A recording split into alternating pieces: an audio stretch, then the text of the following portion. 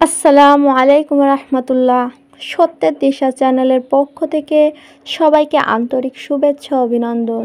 আশা করি আল্লাহর অশেষ মেহেরবানিতে আপনারা সবাই ভালো আছেন। সুপ্রিয় দর্শক, আজকে আপনাদের সঙ্গে আলোচনা করব যেভাবে সূচনা হয়েছিল কোরবানির। সামনে আসছে কোরবানির ঈদ। এই কোরবানির কিভাবে সূচনা হয়েছে এগুলো সম্পর্কে আমরা জানব। কোরবানি আরবি শব্দ, আবিধানিক অর্থ কাছে যাওয়া বা নৈকট্য অর্জন করা। ইসলামের ফিতা পরিভাষায় কোরবানি হলো জ্ঞান সম্পন্ন প্রাপ্তবয়স্ক মুসলিম 10ই জিলহজ সকাল থেকে 12ই জিলহজ সূর্যাস্ত পূর্ব পর্যন্ত সময়ের মধ্যে নিসাব পরিমাণ সম্পদ অর্থাৎ 7.5 ভরি স্বর্ণ বা 52.5 ভরি রূপা অথবা যে কোনো একটি মূল্যের সমপরিমাপ নগদ অর্থ বা ব্যবসায়িক পণ্য মালিক থাকেন তার জন্য কোরবানি করা ওয়াজিব হবে। প্রত্যেকের উম্মতের জন্য কোরবানি বিধান। পৃথিবীর শুরু থেকে হজরত মুহাম্মদ সাল্লাল্লাহু আলাইহি সাল্লাম পর্যন্ত প্রত্যেক নবীর উম্মত কোরবানির বিধান ছিল।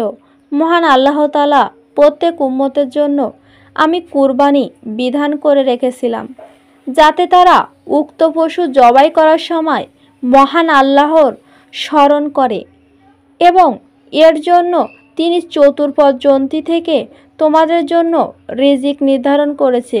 এ আয়াত ব্যাখ্যায় আল্লামা নাসিফ রাদিয়াল্লাহু বলেন, আদম আলাইহিস সালাম থেকে মুহাম্মদ সাল্লাল্লাহু আলাইহি সাল্লাম পর্যন্ত প্রত্যেক জাতিকে মহান আল্লাহ তাআলা তার নৈকট্য লাভে কোরবানি বিধান দিয়েছে। আদম আলাইহিস সালামের সময় কোরবানি। পৃথিবীর শুরুর কথা।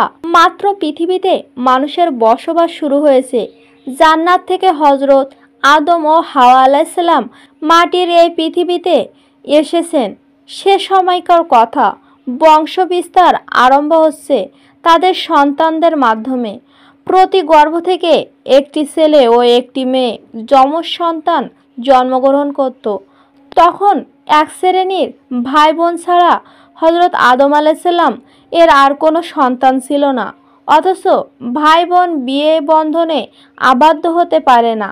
আপন ভাই বোন বিয়ে বন্ধনে আবদ্ধ হওয়া হারাম, মহা অন্যায়।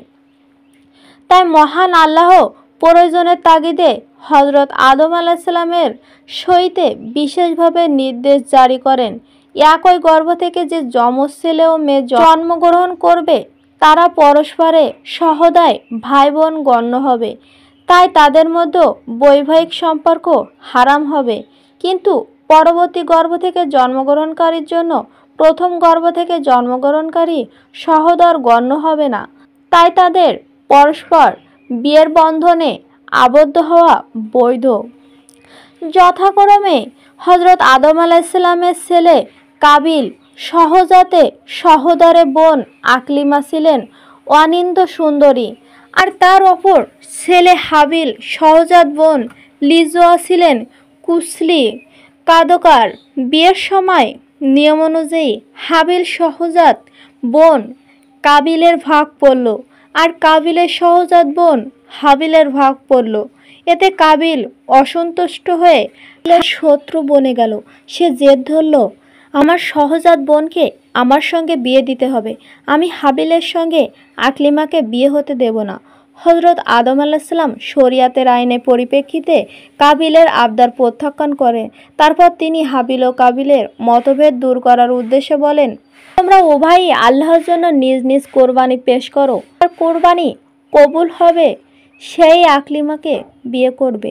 হজরত আদম আলাইহিস সালাম নিশ্চয় বিশ্বাস ছিল সৎ পথে আছে, তার কোরবানিই কবুল হবে।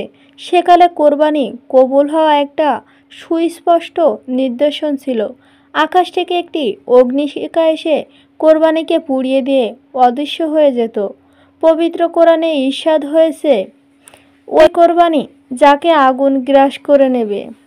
আর যে কোরবানিকে আগুন জ্বালিয়ে দিত না সেটাই প্রত্যাখ্যান গণ্য করা হতো। কোরবানি এই পদ্ধতি প্রিয়নবী হজরত মুহাম্মদ সাল্লাল্লাহু আলাইহি সাল্লামের যুগ পর্যন্ত সব যুগই বলবৎ ছিল। হাবিল ভেড়া, দুম্বা ইত্যাদি পশু পালন করত। সেই একটি উৎকৃষ্ট দুম্বা কুরবানি করল। আর কাবিল করত কৃষিকাজ। সে কিছু শস্য, গম ইত্যাদি কোরবানির জন্য উপস্থিত করল।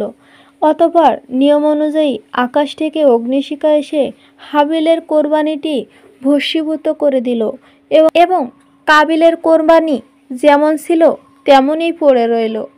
এই অকৃষ্টকার্যতায় কাবিলের দুঃখ ক্ষোভ আরও বেড়ে গেল। সে আত্মসংবরণ করতে পারল না এবং প্রকাশ্যে তার ভাইকে বলল, অবশ্যই আমি তোমাকে হত্যা করব। হাবিল তখন ক্ষোভে জবাবে ক্রোধসে প্রদর্শন না করে একটি মসজিদ ও নীতিগত বাক্য উচ্চারণ করল, যা সূরা আল মাইদায় 28 থেকে 30 নম্বর আয়াতে বঙ্গ অনুবাদে বর্ণিত হয়েছে। তুমি যদি আজ আমাকে হত্যা করার জন্য আমার দিকে তোমার হাত বাড়াও, তবু আমি তোমাকে হত্যা করব না, তোমার প্রতি আমার হাত বাড়াবো না, কারণ আমি আল্লাহকে ভয় করি, যিনি সৃষ্টিকুলের প্রভু। বরং আমি চাই তুমি আমার গুনাহা এবং তোমার গুনাহকে বোঝা একাই তোমার মাথায় তুলে নাও, আর এভাবেই তুমি জাহান্নামের অধিকারী হয়ে পড়ো। এ হচ্ছে জালেমদের কর্মফল। শেষ পর্যন্ত তার কুপ্রবৃত্তি তাকে নিজ ভাইয়ের হত্যার কাজে উস্কানি দিল। এক পর্যায়ে সে তাকে খুন করেই ফেলল। এর ফলে সে ক্ষতিগ্রস্ত অন্তর্ভুক্ত হয়ে গেল। তো দর্শক, এই ছিল আজকে আমাদের ভিডিও। এভাবেই হজরত আদম আলাইহিস সালাম থেকে শুরু হয়েছিল কোরবানির প্রথা।